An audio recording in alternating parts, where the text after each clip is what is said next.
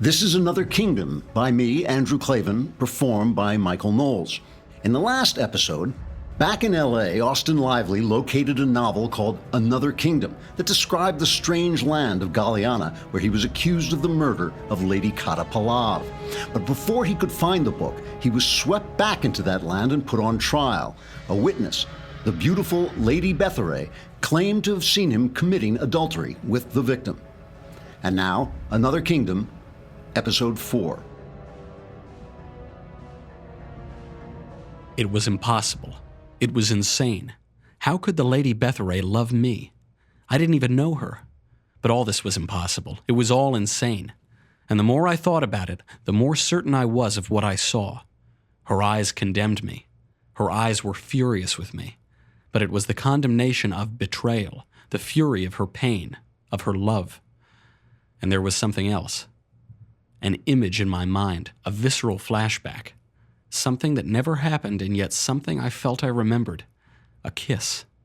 Her lips, Lady Betharay's lips on mine. Her soft shape pressed against me. After all that, I was in such a stupor of confusion that the rest of the trial passed by like a procession seen through deep fog. There was other testimony. I remember a physician of some sort took the stand. He testified that what Lady Betharay said was true. Lady Kata had, in fact, been pregnant when she was stabbed to death. And I remember Sir Aravist. He told how I had appeared in the city suddenly, how I insinuated my way into court. Insinuated was the word he used. He said he had suspected me from the first of conspiring to overturn the new republic and restore the monarchy. He said he had had his agents follow me, and they had eventually followed me to my meeting with Lady Kata in the tower room. He told how they had come to fetch him then, and how he and his men had broken through the locked door and found Lady Kata dead of a dagger wound, and the bloody dagger still in my hands. That was the worst part of it for me. The locked room, the bloody dagger. Because I knew it was true. But all this, as I said, went by in a fog. And if it was horrifying to hear the witnesses building a case around me like a coffin, well, it was all so horrifying that I could barely feel it except as a general deadening atmosphere of horror. Oh, but that was before the end of it. I felt the end of it all right. The final horror broke through the horror fog like a horror freight train and ran right over me.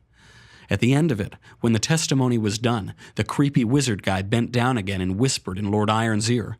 Lord Iron listened and nodded and smacked his gavel on the judge's bench.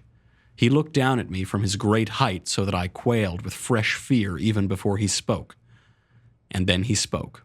He said, "Austin Lively, the court has determined that the testimony of the witnesses has created substantial doubt about your claim of innocence. Therefore, we decree and command that you should be returned to the dungeon and placed into the custody of the executioner to be tortured until you admit the full truth." "Wait, what?" I whispered. "Take him away," said Lord Iron. I shouted, "Wait, no, you can't do that! It's unconstitutional! You can't!" But they could. 2 guards grabbed my elbows. I struggled as they forced me up the aisle toward the great doors, toward the angry crowd, toward the dungeon. "I'm innocent!" In my mind, I could hear the endless shrieks of the tortured heretic as the guards dragged me away to suffer his same fate. The dreary nightmare scenes replayed in reverse.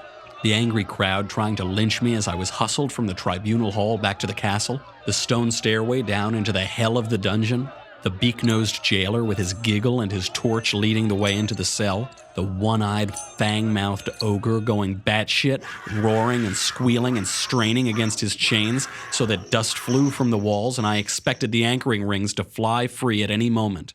Then the jailer and the guards were gone again. The ogre settled down and slept again. I sat in the dust again, manacled to the wall. It was all just the same as before, except for the heretic. He was back now, chained in his corner, naked. But he was not the same. While the jailer remained with his torch, I could see everything that had been done to him. I won't describe what he looked like. It was unspeakable. And I was next. The executioner was coming to do the same to me. Any minute now, any second, hours and endless hours of torment would begin. And when they were done, my life would be over, worse than over. I would be that thing in the corner. I could hear him in the shadows, trying to express his pain and anguish with what was left of his mouth. Even if I made it back to LA, I would be that thing. I realized I had never been afraid before. Not really. Not like this. I remembered, back in elementary school, being scared the teacher would call on me when I didn't know the answer. I remembered being scared I would be grounded after I set the backyard shed on fire while sneaking some cigarettes. I remembered finding a lump under my arm and how I thought it might be cancer. I remembered a minor car accident I'd been in. That was my history of fear. All of it. What a life I'd lived till now. What an easy life. Because this was unbearable. Sitting in the dark, waiting for the executioner, waiting for the hours of agony, staring through the shadows at what I would be when it was over, the remnant of a human being, the weirdly surviving pieces. I turned away from him. I gazed down at the dust. My whole body trembled. I tried to swallow. I couldn't. I tried to hold back my tears. I couldn't. A high, puling whine of supplication and misery came out of me. I was helpless with horror. Then, a shock.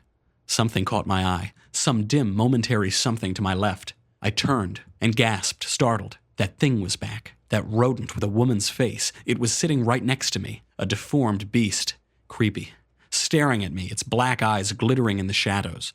The sight of it made me start back and gag. Jesus Christ! I cried out in a thin, hoarse voice. It just sat there. Part rat, part woman.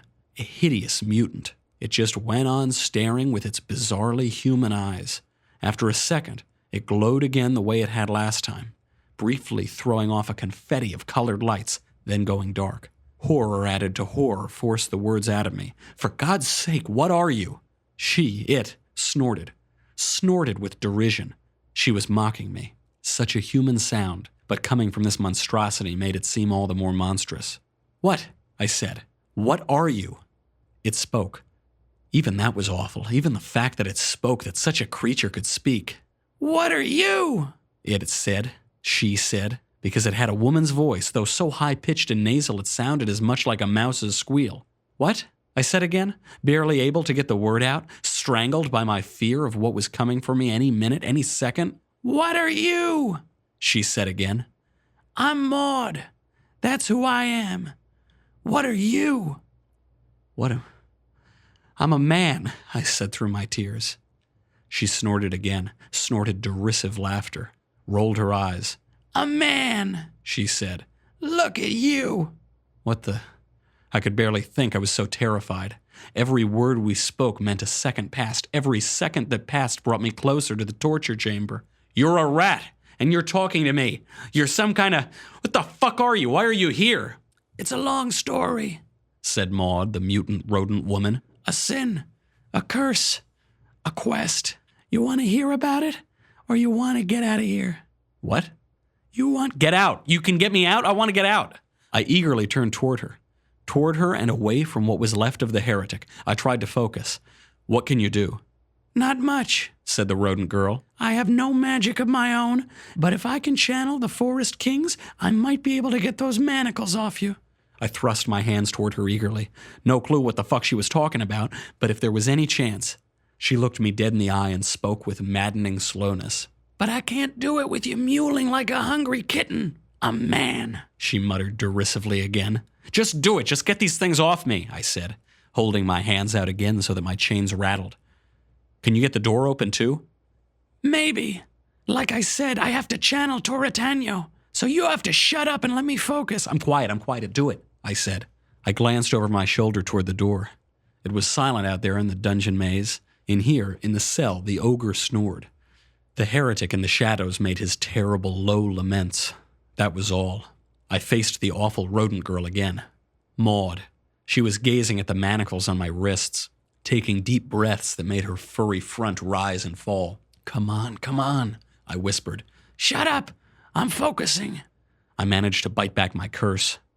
Once again, the rainbow sparkle of light flew off her. As it did, I saw her quickly raise her forepaws and their clawed, twig-like fingers, like the fingers of a squirrel. It seemed like the colored light was sucked back into her, swoosh, all at once.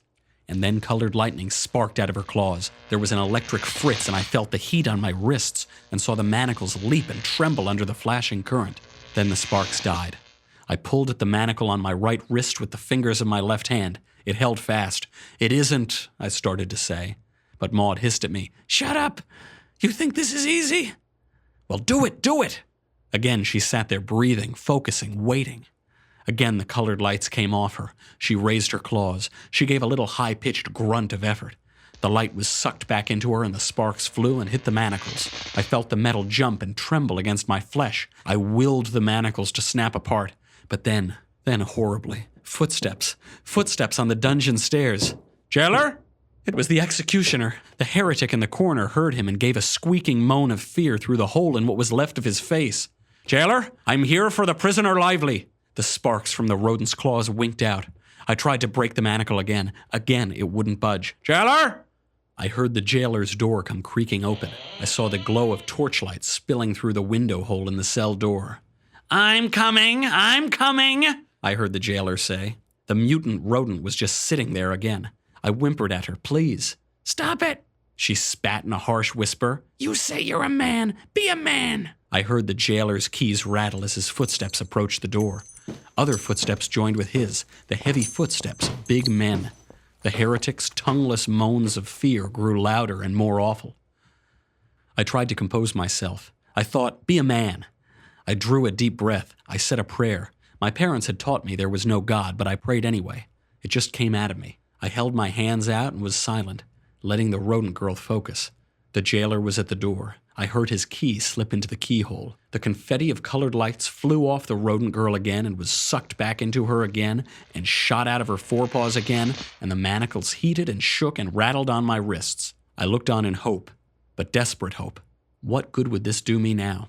Even if my hands were free, how could I fight the executioner and his armed guards? They would cut me down with their swords or batter me senseless, and in the end, they would carry me off to the torture hole no matter how I tried to stop them. The jailer's key turned in the lock. The heavy latch clunked back. The heretic let out a pitifully inarticulate moan of terror. And at the same moment, the giant ogre leapt to its feet, roaring its squealy roar and rattling its chains as its one eye rolled wildly in its forehead and its mouth opened wide to show its shark-like fangs. The manacles burst apart on my wrists. "Yes! Dammy!" cried Maud in triumph. The cell door swung open. There was the jailer with his flaming torch and his warty face and his sadistic grin. There was the blithe executioner in his mask, striding in to fetch me with his two husky armed guards right behind him. The ogre squealed and roared and tried to get at them, straining at his chains. The jailer gleefully tormented him with his torch flames. I leapt to my feet. The executioner saw at once that the manacles were off me. "Oh, hell, he's got free, grab him," he said. He spoke quickly but casually. He wasn't worried at all. It was obvious why not. The two guards were tall and thick and muscular with swords dangling from their belts. I had no chance against them. The cell was full of noise, the ogre roaring and squealing, the heretic moaning and groaning. The guards rushed past the executioner on either side, charging at me. I threw a punch at one of them, a weak, sloppy, pathetic punch. My muscles, such as they were, had gone wobbly with fear. The guard blocked the blow easily and grabbed my arm. The other guard grabbed my other arm. Just like that, they had me locked up between them. Even struggling with all the strength of my terror, I was helpless. "All right, fellows, bring him along," said the executioner in his blithely competent way. But before they could start to drag me to the door, the colored lights came up out of my rodent friend again. Quickly, Maud threw her forepaws out and the lights were sucked back into her, and the sparks flew from her forepaws. This time, she pointed her claws across the cell. The sparks leapt the long distance and struck the ring in the wall that anchored the ogre's chains. The ring was already so loose it shuddered and fell from the stone immediately.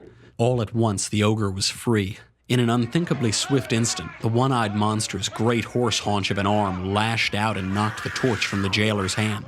The flaming stick went flying past my head, and in the same second, as we were all turning to look, the ogre grabbed the jailer in his two huge fists and lifted him off his feet as if he had no weight at all. The jailer shrieked like a little girl on a roller coaster, or shrieked one half a shriek that was cut off as the ogre brought him to his gaping mouth as you would a chicken leg and bit through his throat with those gigantic fangs.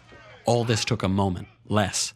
Then the jailer's cowled head tumbled to the floor, landing with a wet thud while a geyser of blood gouted from his severed neck. Roaring, the ogre hurled the spasming corpse at the executioner. The corpse hit the masked man and sent him stumbling back as yet more blood spouted and sprayed from its neck. The ogre squealed and reached for the next nearest man. The guard who held my left arm. The monster tore him off me. The guard threw wild punches at the creature, screaming as he was hoisted off his feet. The guard on my right arm let me go and drew his sword with a swish of metal. The executioner cursed. The heretic tried to yell, and the rodent woman Maud screamed, "Run, Lively, run!" I ran. I sprinted for the open cell door. There was no one to stop me. The executioner was down near the heretic, tangled under the jailer's spouting, juddering corpse. One guard was rushing at the ogre as the ogre began to devour the other. I shot through the door into the dancing shadows of the dungeon labyrinth. I started to turn toward the stairway. But then, the mutant rodent woman came flying out of the cell, all four legs splayed. As she leapt off in the other direction, her high cry reached me over the screams and shouts from within the cell. "This way!" I dashed after her. She ran down a corridor of cells under an arch, and I was right behind her. Springing ahead of me on her four legs, she arced up over a wall as she skittered round a corner, down another hall. I made the turn a second later and plunged blindly into a long torchless corridor that led away into blackness. The shouts and cries from the cell faded behind me, and the glow of the flamelight faded too. I raced down the corridor, deeper and deeper into the dark. I saw something straight in front of me and only just managed to duck before I smashed my head against a low ledge. I had entered another corridor, its ceiling lower, its walls tighter. I had to slow down, had to raise my hands to either side of me to feel my way between the walls as the dark grew thicker and thicker. Only the feel of the rough stone under my fingers guided me. Only the occasional confetti of pastel lights from the rodent girl kept me from stumbling on the uneven floor. The rodent turned another corner and I lumbered after her. I lost sight of her in the darkness and was about to call out when I heard her voice again. "Here!" She sparkled with colored light, and I was stunned to find her suddenly right at my feet. "I'm not strong enough," she said. "Help me! Quick!" She had her forepaws raised again. The magic glimmer came off her, swept back into her, shot from her claws in sparks to hit an arched grate set into the stone wall. The grate was about 4 feet tall and 3 feet wide, made of heavy iron. It jumped and trembled as the sparks battered it, but it didn't come free. "Come on," she said. I knelt down and braced my feet against the ground. I grabbed the bars in my 2 hands. I pulled. It rattled, but held fast. "Wait for me, damn it!" squealed Maud. Panting, I waited, kneeling there, gripping the grate by the bars, white-knuckled. And now I heard the shouts of men approaching, the executioner and a guard, the surviving guard. "Come on, he's on the run!" the executioner was shouting. "Which way?" There's his footsteps, this way!" I don't know how they'd gotten away from the ogre, but they had, and they were coming for me. I glanced at the rodent girl. She sat there in the dark, still, gathering her energy, steadying her focus. I wanted to urge her on, but I pressed my lips tight and kept silence. I heard from the executioner. "They can't be far, come on!" His voice was heart-stoppingly close, 1 corridor away. I could see the glow of torchlight now, growing brighter as my pursuers came on. I breathed deep, trying to stay silent, stay calm. And there it was. The rainbow sparkle off the rodent Maud, the flash of sparks from her forepaws. The double stream of colored electricity hit the barred gate and made it leap in my fingers. At that same moment, I yanked hard on the bars. There was a loud scraping noise. Then I toppled backwards onto my ass as the grate broke out of the stone and came away in my hands. Instantly, the rodent sprang through the opening. "Come on!" "There he is!" came the shout from the end of the corridor. I turned, and with a jolt of sickening fear, I saw the executioner come chasing around the corner, his masked countenance lit by the fire of the torch he held high. The remaining guard was running right behind him, his sword flashing in his hand. I threw the grate aside and scrambled on my belly over the dirt floor to the opening. I slithered through as fast as I could and instantly found myself lying in the carpeted hall outside my apartment in North Hollywood. I lay there, looking around me wild-eyed. My heart was hammering and my mind teetered on the edge of madness. I scrambled to my feet and stood there gaping. I couldn't have been more dumbstruck if I had found myself lost among the stars in deepest space. I turned this way and that, my hands lifted, my mouth open. I sucked in breath, trying to still my heart, the way you do when you come out of a nightmare. I had no idea why I was out here in the hall. I could not remember where I had been going. I couldn't think at all, in fact. It came to me that I ought to get back into my apartment before someone saw me here and realized how crazed I was. I went to my apartment door, then froze in place. What if I went through and found myself back in Galiana, chasing through those dungeons with the executioner right behind me? It took me several seconds to work up the courage, but what choice did I have? If anyone saw me like this, they'd call an ambulance. I'd be put away. I drew my keys from my pocket, unlocked the door, and pushed it open. I peeked through. There was my apartment all right, just as always. But what would happen to me if I crossed the threshold? I stepped over slowly, gingerly, as if that would prevent my being teleported, or whatever the hell it was, back into the dungeon. I made it through into the living room. I shut the door behind me and let out a held breath. Then I stumbled to my writing desk and dropped down, dead weight, into my chair. I don't know how long I sat there, trying to gather my wits. Probably only minutes, but they were long minutes lost in a state of disjointed consciousness that was as close to insanity as I'd ever come. I had to calm myself down before I could even become hysterical. Then I leaned my elbows on the desk and buried my face in my hands. I started trembling uncontrollably. What is happening to me? I hissed into my palms. What is happening? It had to be psychosis or a brain tumor or some drugs I'd taken by mistake or something. But how would anything explain the bruise on my head from Sir Aravis' sword? Or the purple marks on my wrists from the manacles? I pulled my face out of my hands and looked at them. The bruises were still there on my wrists. Plus, I saw red splotches where the sparks from the mutant rodent woman's claws had singed me. I shook my head. The mutant rodent woman! I said aloud with a kind of dazed wonder. How could those words even make any sense, let alone describe something real that I had seen with my own 2 eyes? Slowly, I got hold of myself, at least to the point where I could start to string some thoughts together. What had I been doing here? Here in this life before I'd been carried back to Galiana. This life, I thought. My life, real life. It came back to me. The book, Another Kingdom by Ellen Evermore. That's right. I had walked out of the apartment to go see Sean Gunther, the writer who had submitted the book to Mythos Productions, submitted it and then withdrawn it before I could read it through. The book was linked to Galiana. It took place in Eastrum, where the castle was and the dungeon. The characters in the book were the people I had seen there, Sir Aravis, Lord Iron, Lady Betharay, and the rest. The book was the connection, the only connection I had between Galiana and L.A. It was the only clue I had to what was going on. I had to try and find it. I stood up and almost had to sit right down again, dizziness and nausea coming over me in a wave. Maybe instead of finding the book, I should get to a doctor, I thought. But no, I needed to know what was happening to me. I fought the sickness off and made my way back to the door. I reached for the doorknob, held the doorknob, but I couldn't turn it.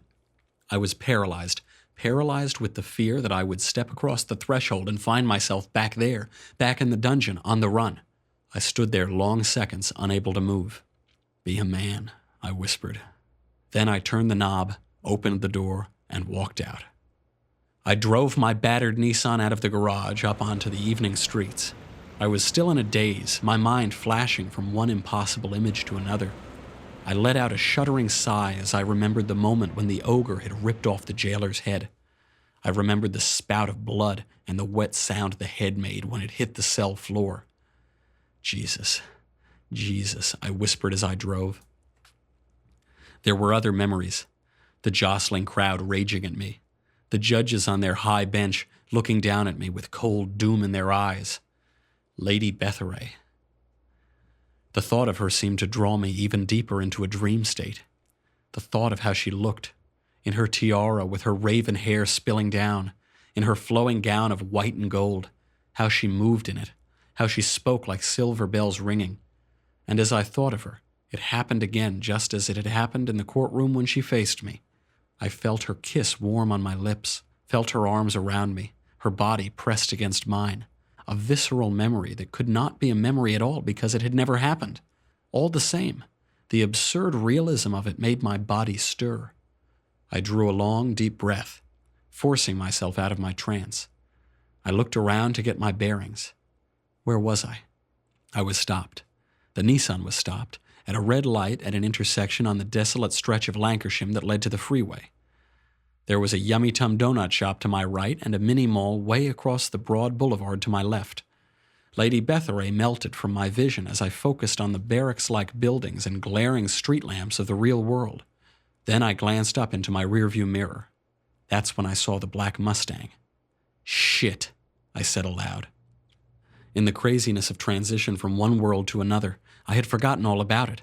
That car that had been parked outside my building in the red no parking zone. I could see the maybe transgender, maybe guy, maybe girl sitting behind the wheel staring right at me. I could see through his windshield the bland, eerie smile on the kittenish face beneath his short blonde hair. I could see another man sitting in the passenger seat beside him, a great hulk of a man, shaved head, enormous chest, enormous arms, face expressionless, a thug if ever there was one. Why were they following me? Was I paranoid to think that? No, they had to be. I remembered now how they had sat outside while I slept, how I had caught the driver looking up at my window, and now they were here? Come on, I wasn't being paranoid at all. They were watching me, keeping tabs on where I was going. The light turned green. I drove on, checking the rear view every few seconds. The Mustang stayed a small distance behind me. I changed lanes, quickly, without a turn signal, heading for the freeway. Another car, a red Passat, pulled up into my wake, but the Mustang pulled over behind the Passat and kept on coming. What the hell, I thought. Why would anyone follow me? It made no sense. Did it have something to do with this nightmarish fantasy I was bouncing in and out of? It had to, right? Who was I? A story analyst, a reader, another nobody showbiz wannabe, one of a zillion in L.A. It had to be about this, about Galliana. Why else would anyone even bother with me? And what was I supposed to do about it? That was the real question, the urgent question. Should I just ignore these guys? Just let them trail me all the way to Sean Gunther's house? That didn't feel right somehow. What business was it of theirs where I was going? And why should Sean Gunther be caught up in my troubles? But what other options did I have? I slid up the ramp onto the Hollywood freeway. The home from work traffic was dense, but it was moving smoothly. Looking up in the rear view again, I spotted the Mustang lurking a few cars back, keeping its distance but sticking to my tail. I tried to convince myself I was imagining things, but I knew I wasn't. I faced forward. In my job, I must have read at least 24 books or scripts in which the hero got followed by the bad guy or vice versa. I tried to think about how they had handled it. I remembered one scene in one novel that had stuck with me because it had an air of realism. I couldn't remember the book's title. Officer in Trouble. Officer Down, something like that. It was this gritty crime thing. The narrator had talked about how hard it was to follow somebody, especially if you didn't want to be obvious about it. It really required teams of people, he said. One car alone was too obvious and made it too easy for the target to slip away. That encouraged me. If it was easy to give a single tail to slip, then maybe even I could do it. It was worth a try. I remembered the rest of the scene, too. It was a freeway scene, just like this one. I remembered how the hero had lost the tail. I made my decision. My heart sped up, but I wasn't afraid. Well, I was afraid, but I was excited, too. Hollywood schmuck becomes Hollywood hero. Be a man. I liked the idea. I signaled and pulled into the next lane over, then the next lane until I was up against the carpool lane, as far to the left as I could go. I checked the mirror. Sure enough, the Mustang had edged over with me. Huh. That was the exact same mistake the bad guys had made in the novel I read. I looked ahead. The exit into Burbank was coming up. I waited. My heart was really hopping now. I let the exit get closer. Closer. I was almost past it when I saw my chance. A small opening in the traffic to my right. Quickly, suddenly, I hit the gas, hit the wheel. A horn bellowed as I cut into the lane. Brakes screeched as I cut over again into the right lane. I was past the legal exit onto the ramp, but I could still make it if I crossed the double line. I hauled the wheel over. Another horn howled at me. The next moment, I was on the exit ramp, rolling into Burbank. Before the freeway sank out of sight, I cast a glance in the direction of the Mustang.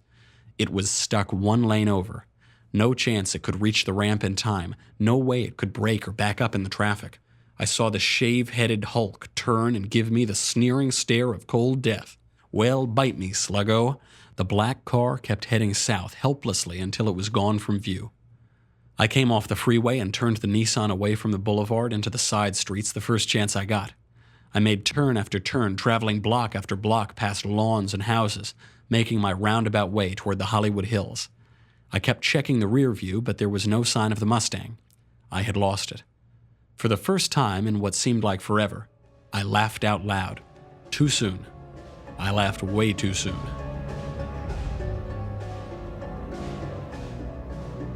This has been Another Kingdom by Andrew Klavan, performed by Michael Knowles.